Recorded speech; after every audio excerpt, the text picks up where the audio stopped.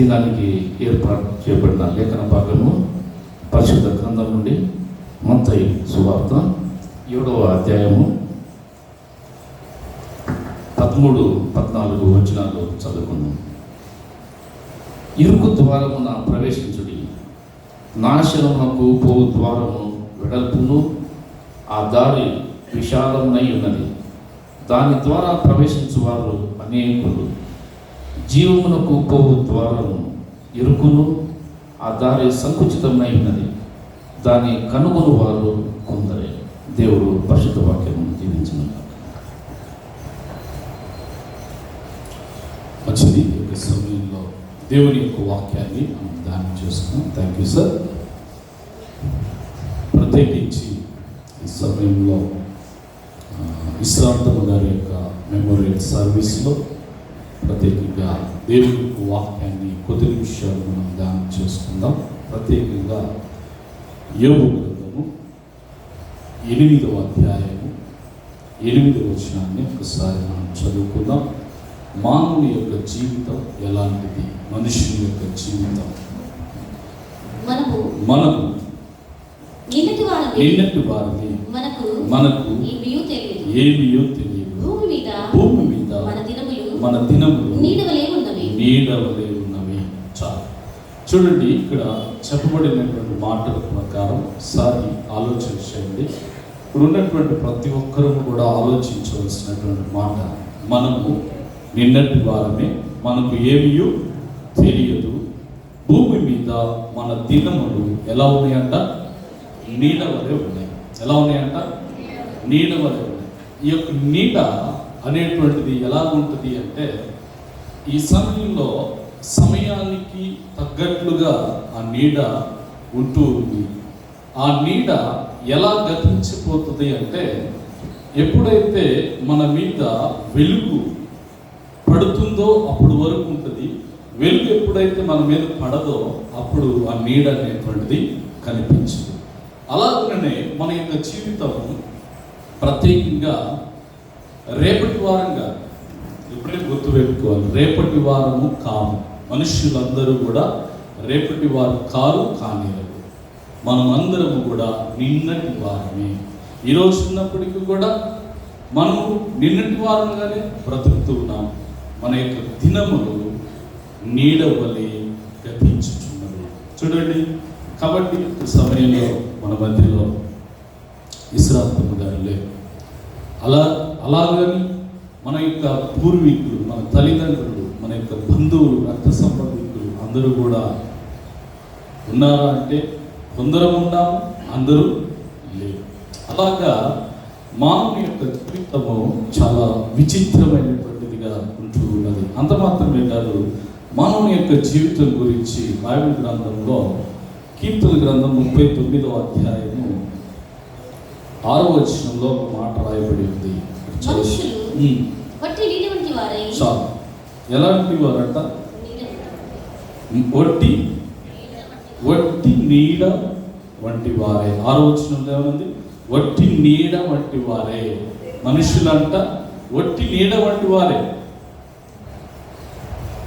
ఇంతకుముందు మనం చదువుకున్నట్లుగానే నీడ వంటి వారిని, వట్టి నీడ వంటి వారు. ఆ షాడో ఉన్నంత వరకే. తర్వాత ఆ షాడో అంటే వెలుగు, ఆ లైట్ అనేటువంటిది మన మీద పడేంత వరకు ఆ షాడో ఉంటుంది. లేకపోతే ఆ షాడో కనుమరుగైపోతుంది. అలాగా వట్టి ఏంటిదంట? నీడ వంటి వారు. 11వ వచనంలో చివరి వచనం ఏమైందంటే, నరులందరూ వట్టి ఊపిరి వంటి వారు. వట్టి ఊపిరి వంటి వారు. ఊపిరే కనుక లేకపోతే, సహజంగా గమనించినట్లయితే మీరు ఆలోచించండి,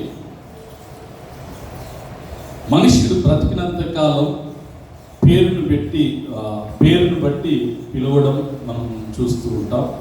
ఎప్పుడైతే ఊపిరి వెళ్ళిపోతుందో అప్పుడు చాలామంది ఎక్కువగా శవం, అదే కదా, తర్వాత బాడీ, తర్వాత పార్థివ దేహం.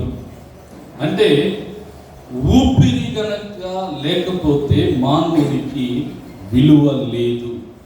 కాబట్టి మనిషి యొక్క జీవితము ఇలాగా ఉంటూ ఉంది. నీడలాగా ఉంటుంది, ఒట్టి ఊపిరిలాగా ఉంటుంది. ఆ ఊపిరే కనుక లేకపోతే మనుషుడు అనేవాడు ఇక లేనట్లే, ఆ పేరు మర్చిపోవాల్సింది. అలాంటి పరిస్థితి మానవుని యొక్క జీవితం. అదే రీతిగా యెషయా గ్రంథము కనుక మనం చూసుకున్నట్లయితే 40వ అధ్యాయం యెషయా గ్రంథము 6వ వచనాన్ని ఒకసారి చదువుదాం. ఆలకించుడి ప్రకటించుమని ఒకడు ఆజ్ఞయించుచున్నాడు, నేనేమి ప్రకటించునని మరి ఒకడు అడుగుచున్నాడు. సర్వ శరీరులు గడ్డి అయి ఉన్నారు. ఏమై ఉన్నామంట? సర్వ శరీరులు గడ్డి అయి ఉన్నారు. చూడండి, ఇక్కడ ఇంతకు ముందు మనం చెప్పుకున్నట్లుగా ఒట్టి నీడ, ఒట్టి ఒట్టి ఊపిరై ఉన్నాం. అదే రీతికి ఇక్కడ ఏమని ఉంది? సర్వ శరీరులు గడ్డి వలె ఉన్నారు. గడ్డి ఈ రోజు ఉంటుంది, రేపటి రోజున ఉంటుందని గ్యారంటీ లేదు కదా. అలాగే సర్వ శరీరులు మనమందరం కూడా గడ్డి వలె ఉన్నాము అనేటువంటిది మానవుని యొక్క జీవితం గురించి తెలియపరుస్తుంది. ఆ తర్వాత 15వ వచనంలో కనుక మనం చూసినట్లయితే జనములు చేద నుండి జారు బిందువుల వంటివి, జనులు త్రాసు మీద ధూళి వంటి వారు. చూడండి, ఎలాంటి వారు అంటే మనమందరము చేద నుండి లాగేటప్పుడు, ఎప్పుడైనా బావిలో నీళ్లు చేదేటప్పుడు మీరు కనుక గమనించినట్లయితే కట్టబడినటువంటి ఆ యొక్క సాధారణంగా ఆ బిందె కావచ్చు, లేకపోతే ఇంకోటి ఏదైనా కుండ కావచ్చు, ఏదో ఒక పాత్ర, కట్టబడినటువంటి ఆ యొక్క పాత్రను మనం చేసేటప్పుడు ఆ యొక్క బిందె నుండి రాలుతాయి చూడండి బిందువులు. అటువంటి జీవితం మన జీవితం. అర్థమైందా? వినండి, అటువంటి చేద నుండి లాగొచ్చినప్పుడు జారిపడేటువంటి బిందువులు వంటి జీవితం మన జీవితం. అంత మాత్రమే కాదు, మానవుని యొక్క జీవితం గురించి ఏమని చెప్తున్నాడంటే త్రాసు మీద ధూళి వంటి వారు. ఎలాంటి వారు అంట? మనం త్రాసు అంటే తెలుసుగా మనకి, త్రాసు అంటే ఏంటో తెలుసుగా, కొలిచేటువంటిది. కూరగాయల మార్కెట్కి వెళ్ళినప్పుడు మనం చూస్తుంటాం. ఎక్కువ భాగంగా ఇప్పుడైతే అంత కంప్యూటరైజ్డ్ కాటాలు వచ్చినాయి, అంత డిజిటల్. కానీ వాస్తవానికి అప్పుడు మనం తెలుసుకున్నట్లయితే తక్కెడ అంటారు. అదేనా? తెలుస్తా? తక్కెడ అదే త్రాసు. దాని మీద గాలి ఉంటుంది కదా, ఆ ధూళి ఉంటుంది కదా, ఆ ధూళి ఇప్పుడు ఉంటుంది, కాసేపు కనపడదు. అంటే ఎప్పుడైతే గాలి వస్తుందో ఆ గాలికి ఏమైపోయిందంట? కొట్టుకోబోయింది. అంటే అలాంటి పరిస్థితి మానవుని యొక్క జీవితం. అందుకోసమే మనము నిన్నటి వారమే. మనం ఎవరు అంట? నిన్నటి వారమే. కాబట్టి మనిషి యొక్క జీవితం గురించి చాలా విషయాలు ఉన్నాయి. అలాగా ఈ రీతిగా నిజంగా దేవుని యొక్క మహాకృప ఏమిటి అంటే, విశ్రాంతమ్మ గారు 86 సంవత్సరాలు దేవుడు బ్రతికించారు. ఏప్రిల్ 9కి 86 ఇయర్స్ కంప్లీట్ అయ్యి 87 ఇయర్స్కి ఎంటర్ అయ్యేవారు ఉండుంటే కదా.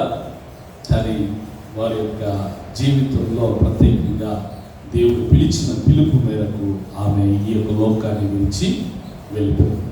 అలాగనే మనము కూడా ఏదో ఒక రోజు వెళ్ళవలసిన వారమే అనేటువంటిది గ్రహించాలి మనుషులు అందరూ కూడా. అయితే మనమందరము ఎప్పటికైనా వెళ్ళాలి కాబట్టి, అయితే మనం ఇక్కడ బ్రతికినంత కాలము మన యొక్క జీవితాన్ని ఇక్కడే నిర్ణయించుకోవాలి. మన యొక్క జీవితాన్ని ఇక్కడే మనము ఫైనల్ చేసుకోవాలి. ఇక్కడే మన డెసిషన్ అంతా కూడా ఇక్కడే తీసేసుకోవాలి.